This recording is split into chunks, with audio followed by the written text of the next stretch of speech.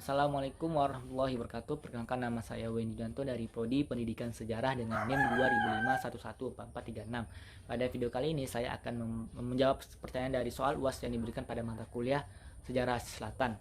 Di mana pertama tentang bagaimana sejarah dari kolonialisme yang ada di India dan serta bagaimana dinamika konflik antara kedua negara India dan Pakistan, di mana sejarah kolonialisme India dimulai pada abad ke-16. Negara-negara Eropa seperti Portugal, Belanda, Prancis, dan Inggris mendirikan pos perdagangannya di India. Kemudian mereka mengambil keuntungan dari koloni yang didirikan di negara ini. Orang Eropa mulai tiba di awal 1600-an setelah Vasco da Gama berhasil menemukan rute lautnya dari Eropa ke India pada tahun 1468. Atas semua yang wilayah yang ada di India, akhirnya membuat negara Eropa berlomba-lomba untuk menguasai India. Saat itu pula kondisi politik ini tidak stabil dan dimanfaatkan oleh negara Eropa untuk menguasai India. Tapi saat itu Inggrislah yang akhirnya berhasil menguasai sebagian besar India dan akhirnya membuatnya menjadi salah satu koloni wilayah Inggris tersebut. Awal mula dari kedatangan Inggris ke India adalah untuk perdagangan. Maraknya Inggris ke India karenakan oleh suatu fakta yang dibuat oleh Ratu Elizabeth pertama yang isinya adalah untuk membentuk East India Company untuk melakukan perdagangan antara India dan Inggris. Pada tahun 1617, British East India Company diberi izin oleh Kaisar Mughal Jahangir untuk perdagangan India. Sekian lama perdagangan Inggris, India berhasil dikuasai dan dijajah oleh Inggris selama sekitar seabad lamanya. Masuknya Inggris ke India memberikan banyak sekali dampak pada negara India. Salah satunya seperti dalam sosial budaya yang dimana Inggris menjadikan India sebagai peradaban Barat. Kemudian bahasa Inggris menjadikan bahasa resmi kedua setelah bahasa India sampai hingga sekarang, karena pada masa itu Inggris membuat kebijakan mengembangkan pendidikan Barat di India tersebut. Kemudian dinamika konflik kedua negara India dan Pakistan ini terjadi akibat perebutan wilayah Kashmir. Kashmir merupakan wilayah lembah yang berlokasi di ujung barat pegunungan Himalaya. Kashmir dikenal sangat subur karena dialiri oleh lembah dari sungai-sungai yang dikelilingi pegunungan. Di tahun 1947, Kashmir resmi menjadi wilayah sendiri. Begitu juga dengan India dan Pakistan memperoleh kemerdekaannya dari Inggris tersebut. Mulanya Kashmir tidak ingin bergabung ke Pakistan maupun India, hingga akhirnya pasukan Pakistan menyerang Kashmir. Maharaja Kashmir kemudian menandatangani surat perjanjian yang menyatakan akan bergabung dengan India. Tapi Pakistan tidak menganggap bahwa surat tersebut sebagai dokumen resmi. Sejak saat itu, Pakistan dan India mulai berperang untuk memperebutkan Kashmir. Selanjutnya yang kedua adalah peta pemikiran sejarah terbentuknya negara Pakistan. Pada dasarnya memiliki 4 faktor utama lahirnya negara Pakistan tersebut. Yang pertama adalah faktor agama dan budaya. Masyarakat Muslim dan Hindu mempunyai dasar yang secara total berbeda dalam kaitannya dengan hukum, filosofis, budaya, dan struktur sosial. Mereka hidup bersama tapi tidak pernah bersatu. Kemudian di tanah India ini mulai terjadinya bentrokan antara dua ideologi peradaban, yaitu peradaban Islam dan Hindu. Umat Islam secara sosiologis dibagi menurut sistem kekastaan, dan Islam mengajarkan lebih persamaan derajat antara manusia, yaitu tanpa memandang ras, warna kulit, suku, dan bahasa. Perbedaan-perbedaan mencolok dari segi agama dan budaya ini tidak dapat dipungkiri menjadi salah satu faktor pentingnya mengakibatnya terjadinya ketegangan antara kedua agama tersebut, yaitu antara Islam dan Hindu. Dan faktor ini pula menjadi salah satu faktor yang menjadikan sebagaimana besar tokoh dan masyarakat Muslim India berkeinginan memiliki kebebasan dan keadilan sosial yang merata, terutama bagi kaum Muslim yang ada di Pakistan. Pada kelanjutannya, hal ini menyebabkan adanya keinginan mereka untuk memisahkan diri dari India dan membentuk sebuah negara yang memiliki kedaulatannya sendiri mereka. Selanjutnya yaitu faktor ekonomi.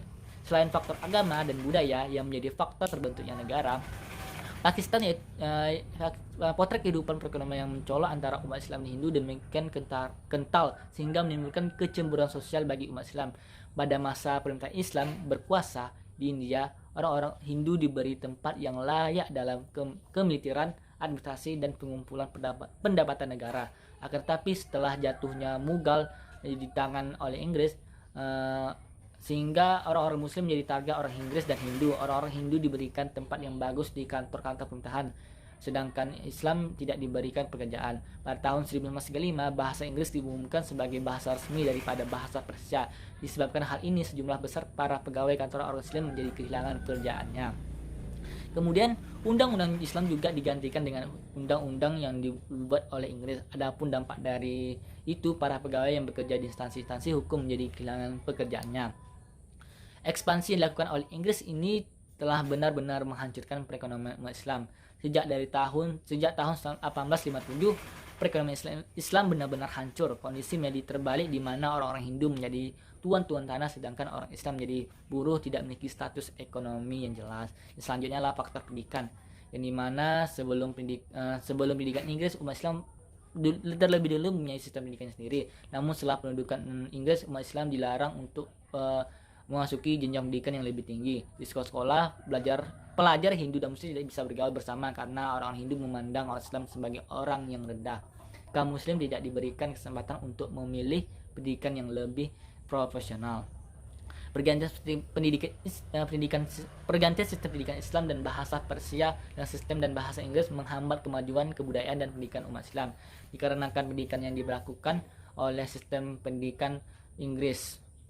Yang selanjutnya adalah faktor politik, di mana sejak runtuhan kerajaan Mughal secara politis umat Islam mengalami disintegrasi. Setelah tahun 1857, umat Islam tidak lagi memiliki kekuatan politik. Kemudian pada tahun 1885, Kongres Nasional India dibentuk, namun hal ini justru didominasi oleh orang Hindu. Maka demi kepentingan umat Islam, dibentuklah Liga Muslim India. Para pemimpin politik Hindu seperti Gandhi, Nehru, dan lainnya tidak pernah menerima umat Islam karena itu mereka tidak mempunyai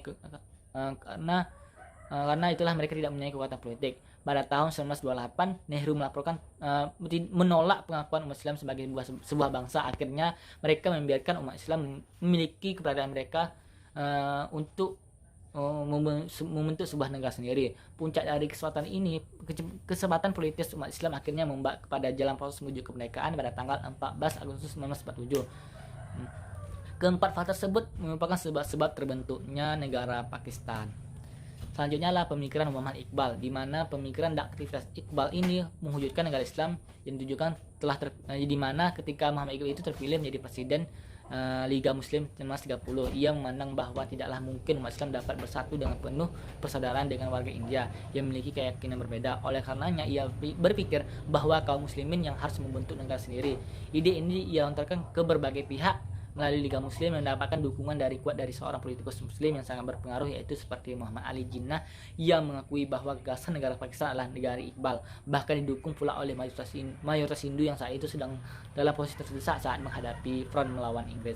Bagi Iqbal, dunia Islam seluruhnya merupakan suatu keluarga yang terdiri atas Republik dan Pakistan yang akan dibentuk menurutnya adalah salah satu republik itu. Di antaranya paham Iqbal yang mampu membangunkan kaum muslimin dari tidurnya adalah dinamisme Islam, yaitu dorongnya terhadap umat Islam supaya bergerak dan jangan tinggal diam. Maka Iqbal menyuruh kepada umat Islam agar bangun dan menciptakan dunia baru.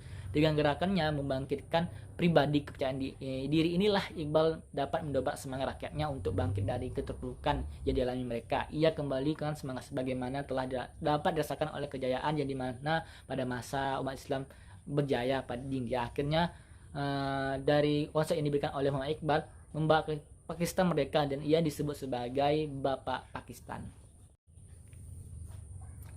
Selanjutnya yang ketiga adalah lahirnya negara Bangladesh, di mana ketika semenjak Pakistan resmi merdeka, negara Pakistan itu dilanda krisis antara lain peperangan dan pertikaian. Pakistan yang muncul dalam keadaan terbagi dua, yaitu Pakistan Barat dan Pakistan Timur, dengan pusat kekuasaannya berada di Pakistan Barat. Hal inilah yang menjadi pemicu terjadinya krisis di antara kedua wilayah tersebut. Melalui usaha yang keras dan gigih, Pakistan Timur mendapat kemerdekaannya dari Pakistan Barat, yaitu dengan resminya berdirinya negara Bangladesh. Kemerdekaan dan pendirian negara Bangladesh tersebut tidak terlepas dari perjuangan para tokoh Bangladesh, di antara adalah Syekh Mujibur Rahman yang kemudian hari menjadi tokoh penting dan sejarah tokoh kemerdekaan Bangladesh. Faktor berdirinya negara-negara Bangladesh itu dimulai pada tahun 1950. Ketegangan timbul antara Pakistan Timur dan Pakistan Barat. Ia menguasai kelompok militer dan pegawai sipil. Perpecahan tersebut disebabkan oleh beberapa faktor. Yang pertama adalah faktor geografis, di mana kita lihat secara grafis letak dari Pakistan Barat dan Pakistan Timur sangat berjauhan dan jaraknya hingga ribuan mil, sehingga jalan komunikasi antara Pakistan Barat dengan Pakistan Timur sulit untuk dilakukan.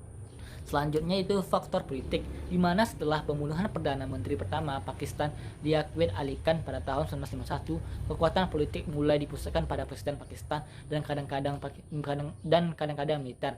Pakistan Timur menyadari jika salah satu dari mereka sepertinya Khawaj Nazimuddin, Muhammad Ali Bogra atau Hussein Shahid Suhrawardi terpilih sebagai Perdana Menteri Pakistan, dengan cepat mereka akan dijatuhkan oleh Pakistan Barat.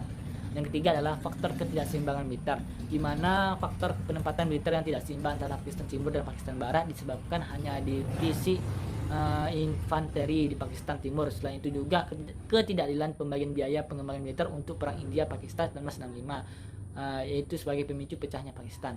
Keempat adalah faktor bahasa, di mana di era lebih Pakistan Timur itu menggunakan bahasa Urdu, di mana sebagai bahasa nasional, sementara Pakistan Timur itu menggunakan bahasa Bengali. Jadi antara kedua negara, Pakistan Barat dan Pakistan Timur ini memiliki perbedaan bahasa, yaitu bahasa Urdu dan bahasa Bengali. Kekerasan disebabkan oleh tentara Pakistan pada tanggal 25 Maret 1971 membuat marah orang Bengali. Dengan kemarahan tersebut, Syekh Mujibur Rahman menandatangani deklarasi resmi, yaitu sebelum tahun 1971 berada dalam kekuasaan Pakistan, yaitu telah terbagi menjadi dua, yaitu Pakistan Barat dan Pakistan Timur.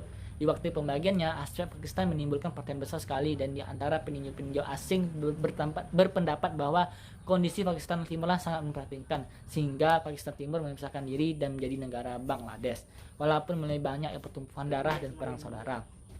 Dalam peristiwa perpecahan Pakistan Timur dan Barat yang menyebabkan berdirinya negeri Bangladesh yang merupakan wilayah Palestina Timur, terdapat intervensi negara India memihak Palestina Timur dan mendukung untuk mendirikan negara sendiri, yaitu negara Bangladesh.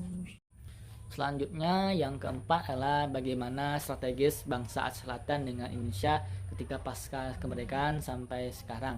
Yang dimana yang pertama adalah adanya hubungan diplomasi yang baik terhadap dengan negara India. Hal ini terlihat Bung Karno dikenal memiliki hubungan yang sangat baik dengan Perdana Menteri India, yaitu Jawaharlal Nehru. Bahkan waktu Nehru itu dilantik sebagai Perdana Menteri, Soekarno memberikan ucapan sukacita kepada beliau dan memberikan ucapan selamat atas terpilihnya Nehru sebagai Perdana Menteri India, yang menyampaikan bahwa rakyat India di sini. Kemudian Nehru juga memberikan balasan yang menyampaikan bahwa rakyat India sangat banyak mengapresiasi dan bersimpati terhadap kemerdekaan Indonesia. Selain itu juga persahabatan Bung Karno dengan Nehru juga dilandasi oleh visi yang serupa, di mana mereka sama-sama menginginkan Asia yang terbebas dari penjajahan dan kolonialisme. Dari visi inilah yang akhirnya terus mereka bawa mereka sampai ke forum internasional, sampai ke konferensi Asia Afrika. Yang kedua adalah pemberi bantuan dengan negara India. Dulu pada saat itu sedang memperjuangkan kemerdekaan, Indonesia sedang memperjuangkan kemerdekaannya, India sedang dilanda kelaparan. Melihat kondisi ini, Sultan Syahrir selaku Perdana Menteri Indonesia pada tahun 1946 mencetuskan ide untuk membantu India dengan mengirimkan 500.000 ton beras. Padahal pada saat itu Indonesia masih berusaha menghidupi warga sendirinya, bahkan masih berusaha mengusir Belanda yang berusaha kembali menindas Indonesia. Tapi karena Bung Karno dan Sultan Syahrir justru mengekspresi ini sebagai peluang, dengan membantu Indonesia dapat mendapat dua keuntungan dalam sekali jalan setelah berhasil mengumpulin beras ke India. Peristiwa yang disebut dengan India Rush. Peristiwa ini berlangsung menarik respon negara-negara sekitar Indonesia dan India. Ini menunjukkan bahwa negara Asia sedang susah tetapi masih bisa saling bantu satu sama lain. Nah, dari peristiwa inilah hubungan Indonesia dan India semakin dekat, sekaligus Indonesia juga dapat banyak simpati dari negara-negara lain karena dinilai mampu menjadi negara yang mandiri, bahkan bisa memberikan dukungan ke negara lain. Ketiga adalah salah satu hasil dari hubungan yang baik antara Indonesia dengan India adalah dengan dibentuknya Persatuan Putra Indonesia di India atau PPII, yang anggotanya merupakan warga negara Indonesia yang sedang berada di India. Pada bulan Juli 1946, PPI mulai melakukan tugasnya, yakni meyakinkan dan menyebarkan informasi mengenai kondisi Indonesia kepada pimpinan-pimpinan India dan internasional. PPII berjuang melalui media informasi seperti penyiaran berita dan penelitian buletin atau surat kabar yang diterbitkan dalam bahasa Indonesia, bahasa Urdu, dan bahasa Inggris untuk lebih meluaskan bagaimana informasi kondisi Indonesia dalam mempertahankan kedaulatan dan kemerdekaannya. Tentunya PPII ini tidak bisa beroperasi dengan mulus di India, bukan dengan bantuan dari India. Ini menjadikan bukti bahwa kedekatan Indonesia dengan India secara langsung membentuk Indonesia yang mendapatkan pengakuan datang dari respon internasional. Yang keempat adalah saat konferensi New Delhi, di mana waktu Indonesia dan India sama-sama menjadi negara yang baru, Bung Karno dan Nehru menjadi dua tokoh utama memperkasai konferensi Asia Afrika. Tapi waktu itu namanya belum KAA. Waktu itu di bulan Januari 1949 Indonesia dan India bersama negara-negara lain di Asia dan Afrika terlibat dalam sebuah konferensi yang salah satu topik utama adalah membahas kedaulatan Indonesia. Namanya adalah Asian Conference on Indonesia atau nama lainnya adalah Konferensi New Delhi. Nah, di konferensi ini India menjadi negara yang paling lantang dalam memberikan dukungan untuk kedaulatan Indonesia, di mana pada saat itu Indonesia baru saja mengalami agresi militer dari Belanda. Nah, dari tadi beberapa yang tadi dihasilkan dari konferensi ini, India sendiri yang menyampaikan resolusi langsung ke Dewan Keamanan Persekutuan Bangsa-Bangsa melalui Nehru.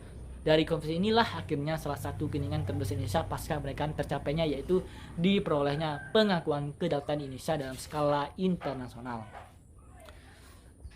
Kemudian untuk masa sekarang, pertumbuhan ekonomi Indonesia apabila dibandingkan dengan negara-negara berkembang lainnya di kawasan Asia Selatan dapat dikatakan lebih memadai karena perkembangan industri, manufaktur serta substansi impor yang ekspor yang mulai dilakukan oleh Indonesia.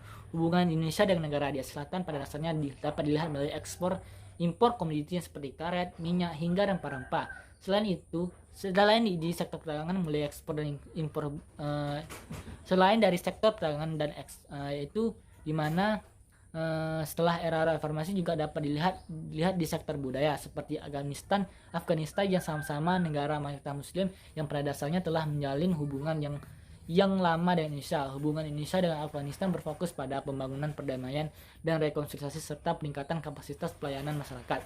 Salah satunya melalui rencana pembangunan Islamic Center di Kabul yang ditujukan oleh Religious Health and Education Center. Itulah dari bagaimana hubungan dari negara-negara Selatan dengan Indonesia tersebut. Yang kelima adalah bagaimana sengketa yang terjadi di wilayah Kashmir ditinjau dari masa lalu, di mana wilayah Kashmir merupakan suatu perseteruan antara India dan Pakistan yang kemudian disebut sebagai konflik Kashmir.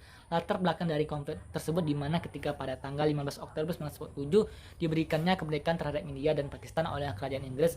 Selain itu, setiap wilayah memiliki raja atau pangeran sebagai pemimpin wilayah tersebut diberikan hak mengambil pilihan untuk bergabung dengan India ataupun Pakistan. Pada Oktober 1947, setelah berdirinya India dan Pakistan, meletusnya suatu konflik di mana India dan Pakistan saling mengklaim atas wilayah Kashmir. Hal tersebut berawal ketika Kashmir memiliki suatu pilihan untuk tidak bergabung pada India ataupun Pakistan. Kemudian pada tahun 1974, pasukan tentara Pakistan melancarkan serangan terhadap Kashmir hingga kemudian Maharaja Kashmir sebagai pemimpin dari Kashmir membuat pilihan untuk bergabung terhadap India.